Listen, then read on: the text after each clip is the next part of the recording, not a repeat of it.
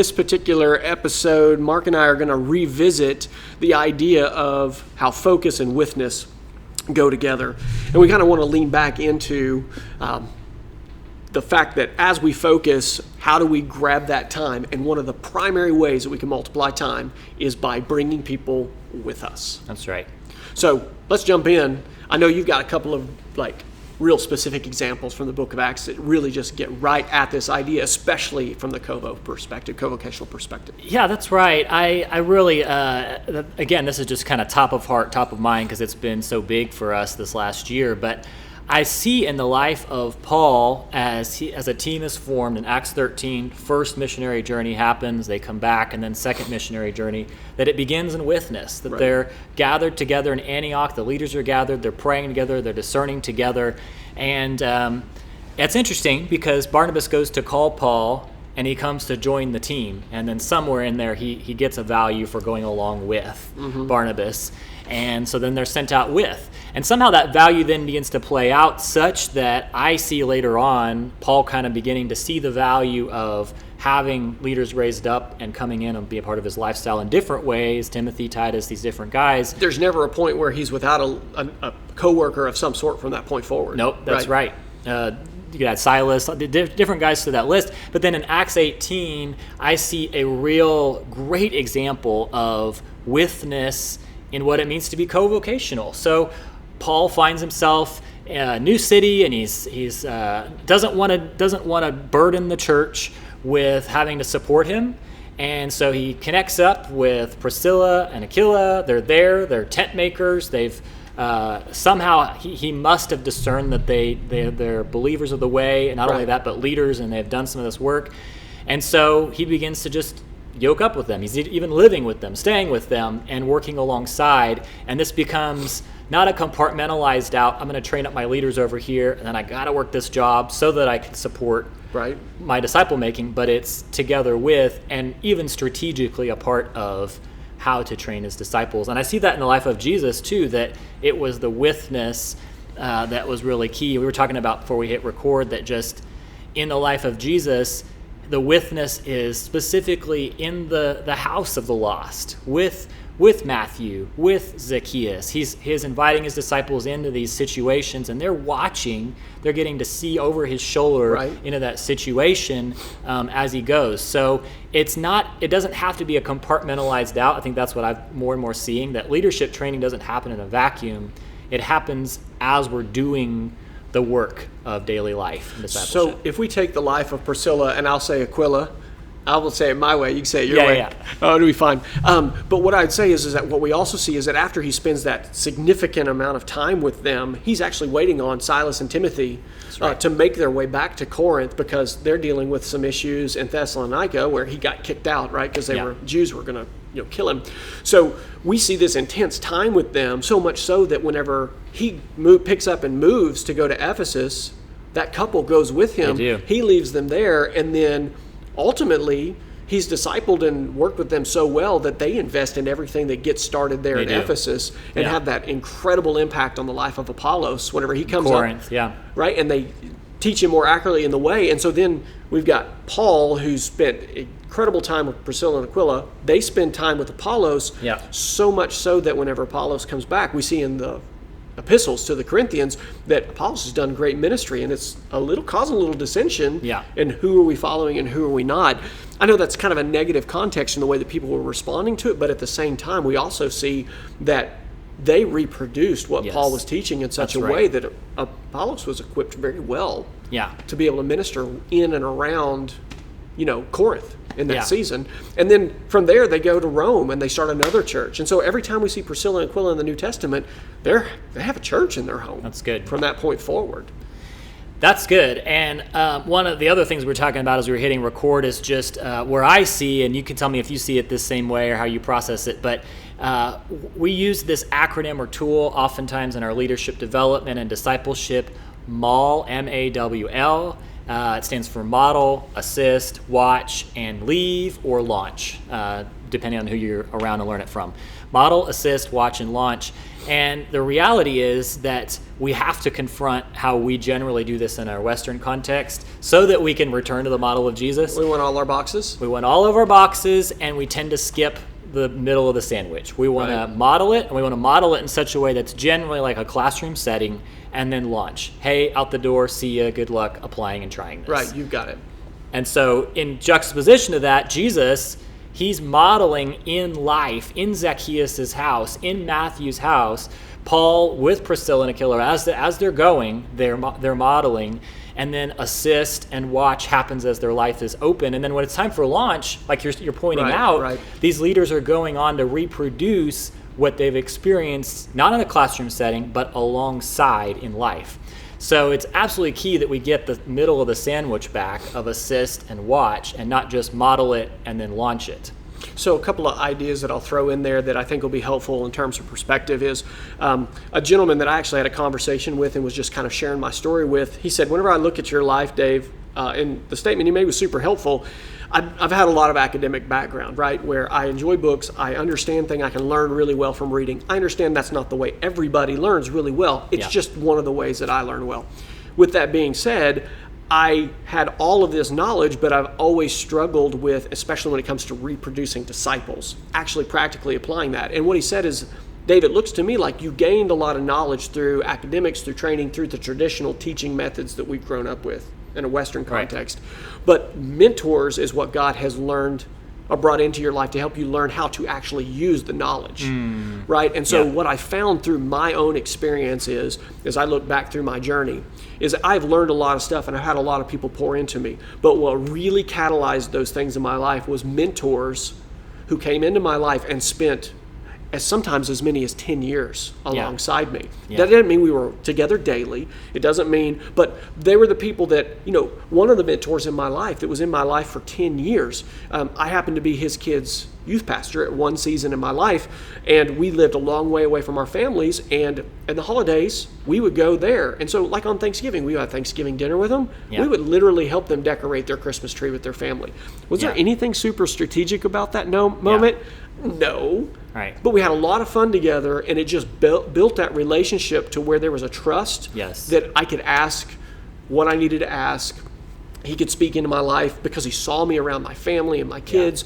And so as we were talking about focus, we also brought in the idea of that unstructured time versus a very structured. So you just pointed out, we like the structure. Yes. Here's the whiteboard. Here's what you do. A, B, C, 1, 2, 3, malt. Go get it done. How does that unstructured time come into play? And the temptation is, as we begin to hear this, is to see either or, it's this or that, right? We begin to immediately want to go, okay, well then I've been doing it wrong with this, then I need to do that. But it's both and that really we see in the life of Jesus, that he really spent a lot of time in high directive. Go pray for this person. Go out and share this. Go here. Do that. Do this. Right. But then he's also asking, like we were talking about, questions like, who do people say that I am? He's giving them more open-ended relational time where now the trust has been built. Yeah, so like when we look at the life of Jesus and what you're saying, let's take a couple of examples where Jesus had a focus. We talked about earlier in the earlier episode, he was sent to the lost people of Israel. That's right. Geographically, he spent the majority of his time in Galilee, particularly around Capernaum, and he was very focused on that. Whenever he decided to go to Jerusalem, he decided, like when we see him set his face towards Jerusalem, there's no deterring him. But there were also times when he's just with his disciples. So who do I say that I am? Well, Peter is saying, you're the Christ, you're the Son of the living God. And we had that monumental moment where Jesus says, this wasn't revealed to you by man, right? The Father in heaven is the one that has shown you. And that is actually what I'm going to build my church on, is the truth that you just shared. That's very specific, just with his disciples. But then let's take the calling of Matthew, right? We were kind of kicking around The Chosen. If you haven't seen the video series, I love it. But I really liked their artistic liberty. Do we know that the disciples were with Jesus whenever he sat down at Matthew's house after he first went and called him from the tax booth? We don't necessarily know.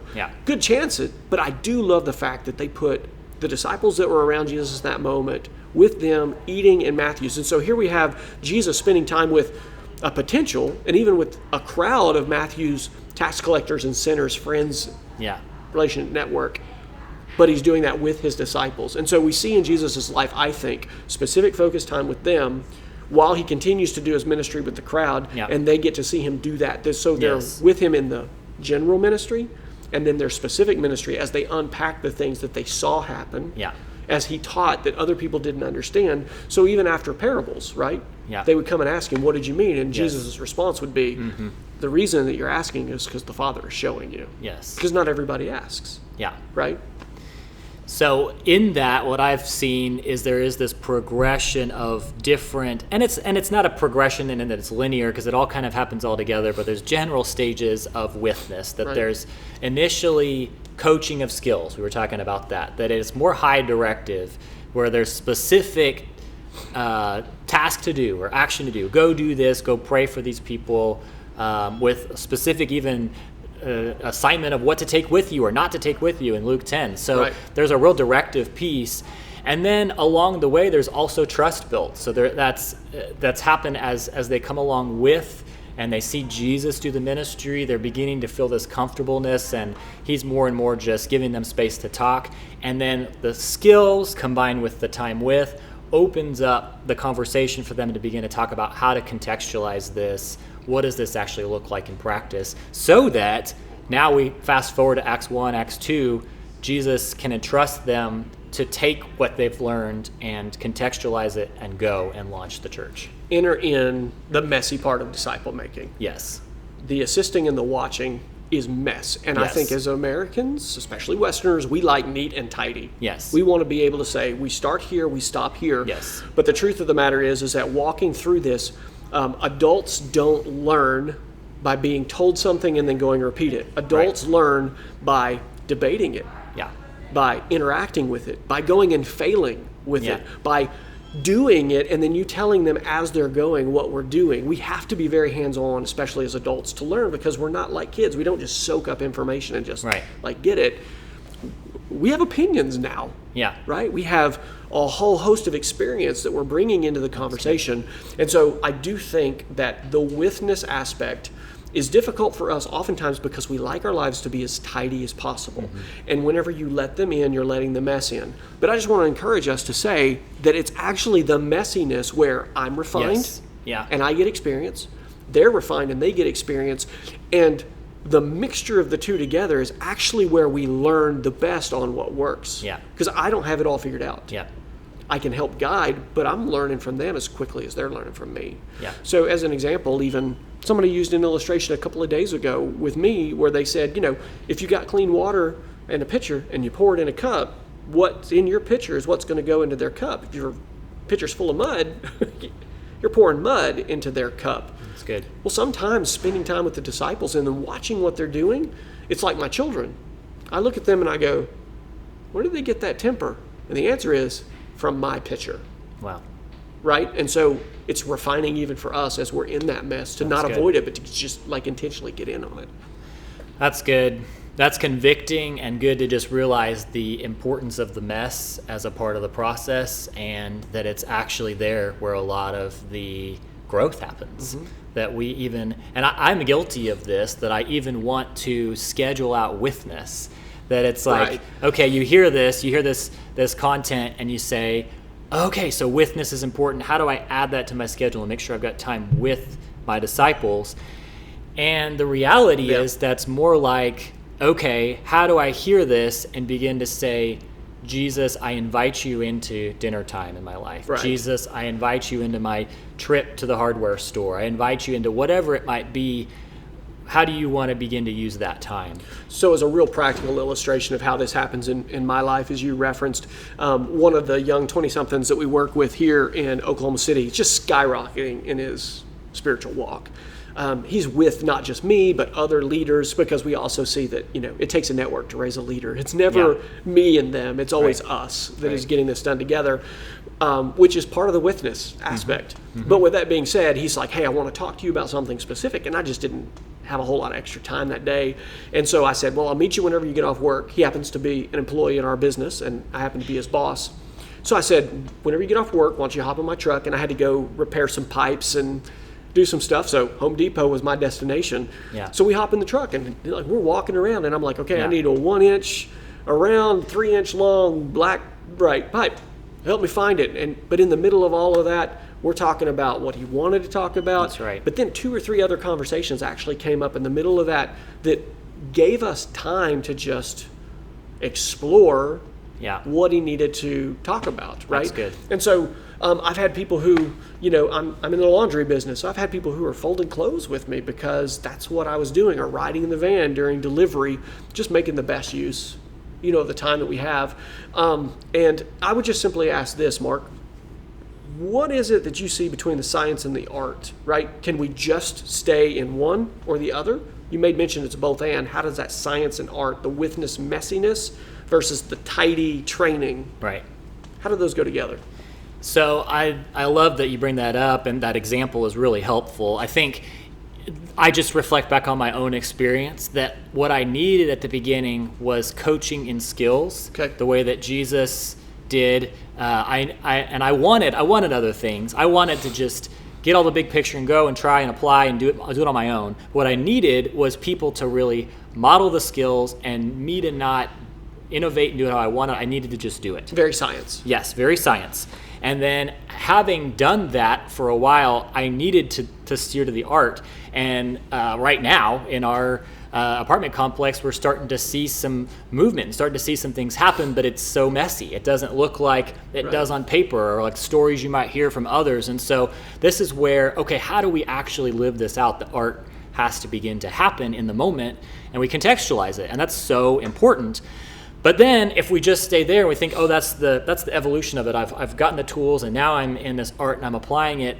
How do we actually see multiplication and pass this on to a new generation? Right. How do they know what to do? Yes. Right. We've got to go back to the science and make it simple enough that they can actually reproduce it. So it's got to have that loop of starts simple, starts reproducible. We begin to figure out how to contextualize it, how to work it out, and then we got to bring it back to the science. So Ben, one of the leaders that's here among our network, has really kind of thought through some of these things where he looks at it and he goes, okay, we call them starter tools.